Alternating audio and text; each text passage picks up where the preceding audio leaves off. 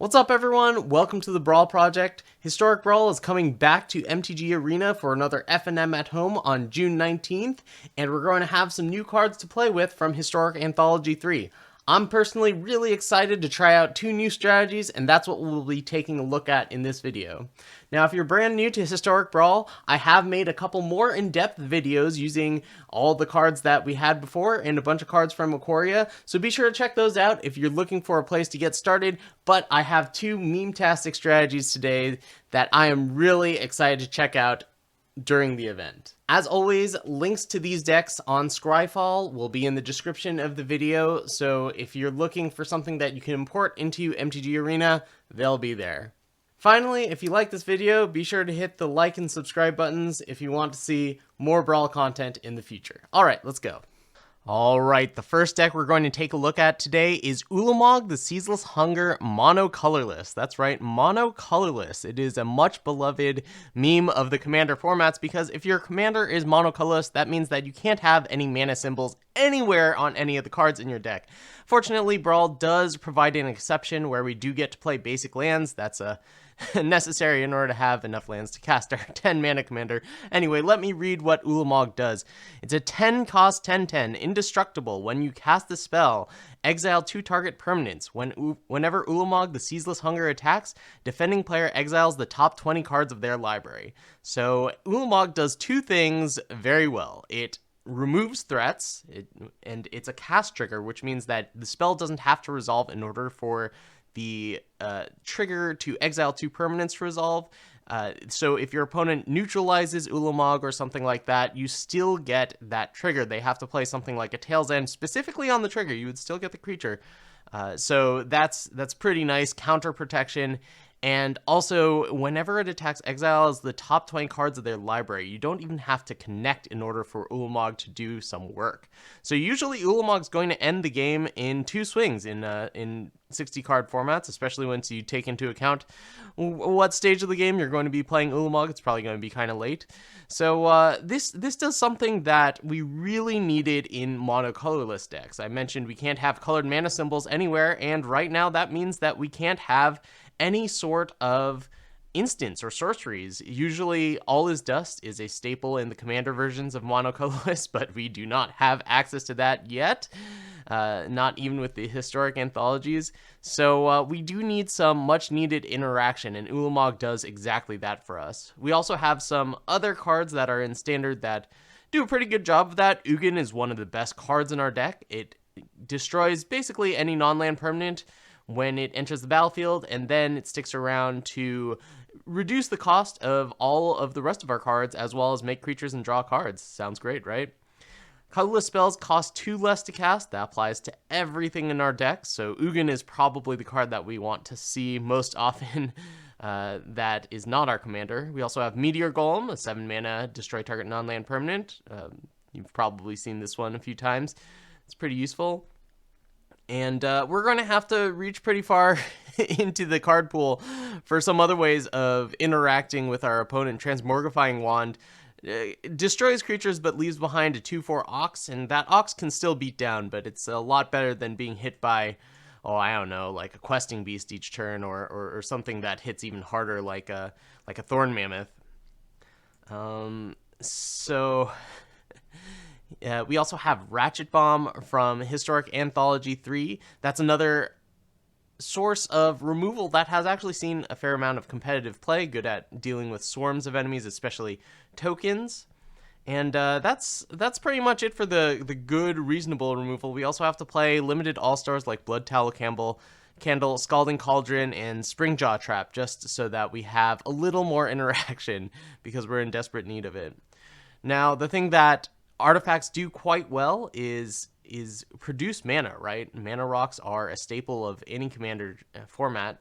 We got Gilded Lotus from Historic. We also have Firemind Vessel that provides 2 mana, and then of course cards like Arcane Signet and Mana Geode and Spinning Wheel. We also get Mind Stone in Historic, which is a nice one. It's basically an Arcane Signet plus in this deck, which is always welcome. And then we have some big hitters that we would like to ramp to. I think God Pharaoh statue is the one that we want to try to land on turn 4 if we can. It really slows the opponent down. And if you've watched some of my videos, you know that I'm a really big fan of this card. It's just such a pain for people to deal with. Prevents them from casting spells on curve.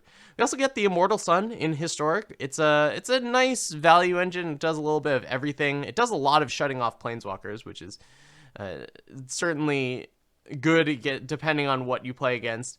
But aside from that, you know, it makes spells cost 1 less, and you get to draw an additional card, so it does a little bit of everything.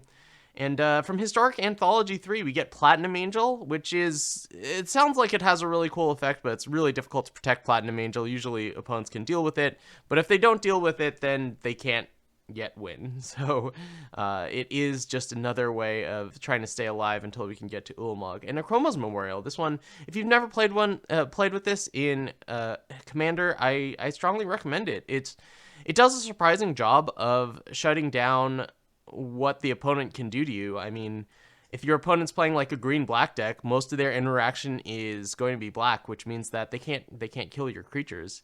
They can still attack into you, but it tends to shut off more than you might realize. So giving protection from black and red and all of the abilities from Akroma, which aren't that important except for haste, which we'll get to in a sec. The other thing is this can randomly just shut off an opponent's ability to do much of anything if they're playing a black-red deck or a mono-black or a mono-red deck, which is pretty cool when it happens. Granted, it's not going to be very effective against a blue-white deck, for example, but it's definitely worth the inclusion for those games where it really goes off the rails. All right.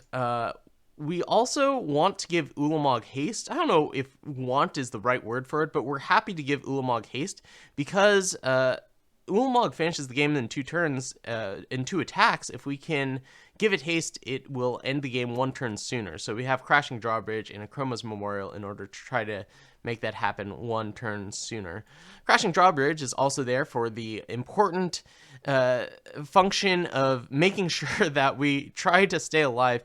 And being mono colorless, we've got kind of slim pickings as far as that goes. We've got a few just like sizable creatures like Traxos or Awakened Amalgam, which are just big creatures that hopefully do a good enough job of blocking to keep us alive long enough to get up to Ulamog. Stonecoil Serpent. What's another one? Steel Overseer can get out of hand, kind of.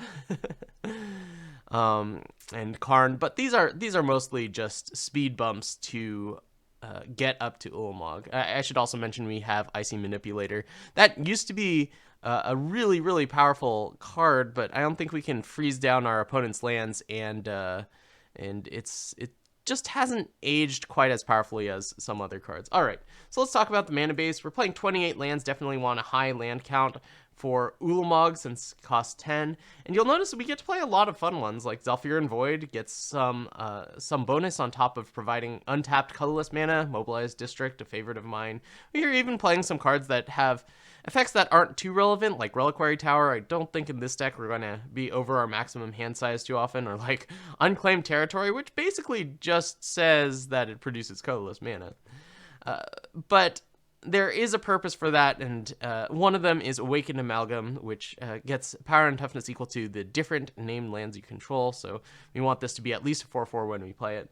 And, of course, you probably figured this one out, Field of the Dead. If we can get up to 7 different names of lands, then we get a horde of zombies. We also get Ghost Quarter. That's another one from the Historic Anthology, and I don't think it's the most recent one. I think it's Historic Anthology 2. But yeah, we get to play a lot of fun cards from that are historic only in this deck. We really need it because we're so limited in what we can actually play. And I'm really excited to try this out now that we have Historic Anthology 3, because it gives us not only a commander that we're really happy to play in a deck like this, but also, you know, a few other cards that work well if your goal is to be monocolorless. Hey, I think that like Akroma's Memorial plus Platinum Angel might just lock some people out. It's possible. Anyway, yeah, like I said, I'm super excited to play with this deck. I think it's probably still meme tier, but it's got a lot more going for it than it used to for certain. So I'm going to I'm gonna see what I can do with this, and yeah, we'll see how it goes. All right, on to the next deck. The other deck I wanted to share with you all, with the addition of Historic Anthology 3, is Maze's End. Maze's End is a land. It enters the battlefield tapped. It only provides colorless mana. Has the ability 3 and tap, return Maze's End to its owner's hand. Search your library for a gate card, put it onto the battlefield, then shuffle your library. If you control 10 or more gates with different names, you win the game. An alternate win condition from Dragon's Maze that, well, they added with Historic Anthology 3, and I really want to see if I can make it work. So this being a singleton format, we can only play 10 gates in our deck. Well, at least we would only be able to if there wasn't the addition of the 11th gate, the Gateway Plaza, which came from, this is from like Ravnica Allegiance, I want to say. Anyway, gates were from Return to Ravnica block, and looks like we got an 11th one, so that if someone destroys one of our gates or it gets milled or something like that, we still have a fighting chance at getting to the 10 gates, alternate win condition of Maze's End. Now, this requires playing a lot of tapped lands. All the gates just enter the battlefield tapped, no matter what. So that's going to be a challenge. Our deck is going to be very slow, and we need ways to speed it up and ways to survive long enough to get up to 10 lands in play, which is definitely a large amount. You'll notice that 10 is kind of the number of the day with this deck and the Ulamog deck. Anyway, we would love to play Golos in this deck in order to search up the Maze's End, but unfortunately Golos is banned in Historic Brawl, so we're going to be playing Kenrith, which works pretty well if you're making tons of mana, which I expect this deck to do. Let's see. So we have ways of speeding it up. We want ways of playing lands, additional lands per turn. We've got Dryad of the Elysian Grove, Wayward Swordtooth, where is it? Uro, Titan of Nature's Wrath, Growth Spiral, Escape to the Wilds, Get Wrong Monster, all allow us to play an extra land in the turn. You'll notice that we don't have our typical Rampant Growth type effects because, well, we are not playing very many basics, and it's not the basic lands that we want. But we do get Circuitous Root, which is a nice one, gets us 2 of our gates. And we have a few other cards that care about gates. Open the Gates. Lets us tutor for any one of our gates. We also have Guild Summit, which is probably going to draw a lot of cards in this deck. We have Gates Ablaze, which is a nice sweeper. And that's it for the gate cards. We have a few X spells that we would like to use to get a bunch of lands. Kamal's Druidic Valve is a nice one from Historic. As long as we have a legendary creature in play, usually our commander, if we untap with our commander, we can play this and get a Genesis Wave type effect and try to get a bunch of lands into play. Also, Nylea's Intervention can help us tutor for that Maze's End. We also have Crucible of Worlds, which doesn't work with a lot of the stuff that we've got going on, but it does work really well with Tectonic Reformation, another card from Historic Anthology 3. If we cycle our cards, we cycle our lands, sorry, and then we have Crucible of Worlds in play, we get to play them from our graveyard, and that's a nice amount of value. And also works well with Knight of the Reliquary, another Historic Anthology card, although I think this is Historic Anthology 2. So this one, if we sacrifice a forest or plains, we've got these 7 plus we have a suite of shocklands, 4 shocklands that are forest or plains, and we can go ahead and tutor our Maze's End, which is going to be necessary for this deck. We also have ways of trying to slow our opponent down. We've got removal in the form of Heartless Act, Lava Coil, Assassin's Trophy, Mortify, Maelstrom Pulse, Mythos of Nethroi, Casualties of War, and Runist Ultimatum. It might be really tough to get the mana for Runist Ultimatum in this deck, but I'm optimistic since we have so many lands that, tap for 2 different colors. But, if we get a couple Simic lands, like a Simic Guild Gate and Breeding Pool, it might be kind of tricky. This might be a little loose, including this one. We also have some sweepers. They're not as good as Gates Ablaze because this one only requires 1 red. Shadow to the Sky and Time Wipe require double white, and we also have Extinction event, which will hopefully hit enough creatures to be worth it. And we also have this card, Scapeshift from M19. If we have Maze's End in play, and we have, I think we need 10 lands total. I think we just need 10 lands, Scapeshift, Maze's End.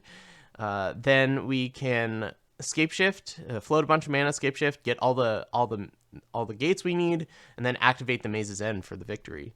Anyway, this is definitely going to be a challenge to get the alternate win condition off with Maze's End, but I'm really looking forward to giving it a shot and seeing if I can actually make it happen. I think it's going to be a lot of fun winning in a way that doesn't care about counterspells and doesn't care about attacking. Alternate win conditions are always a lot of fun. So yeah, both of these decks, I feel like they're probably not going to be what you want to bring to, say, if you have a Brawl tournament or something like that. They're not going to be on the competitive side of the spectrum. But I sure hope that they're a lot of fun, and hope you guys enjoy it, and I'm really looking forward to playing with them tomorrow. That's it for today. I hope you enjoyed this episode of the Brawl Project. I'm looking forward to doing some M21 previews and deck building when that comes out in the next week. It's a really exciting time, lots of stuff happening. If you want to stay tuned to the Brawl Project, I think the best way to do it is either join the Discord, which is going to be linked in the description, or follow me on Twitter, which is also linked on the description. Nowadays, I'm doing a lot of music stuff and less Brawl stuff, but I'll try to be making a video for every big new release, and certainly every historic Brawl, because I love that format. All right, thanks a lot for watching, and I'll see you next time. Have a good one.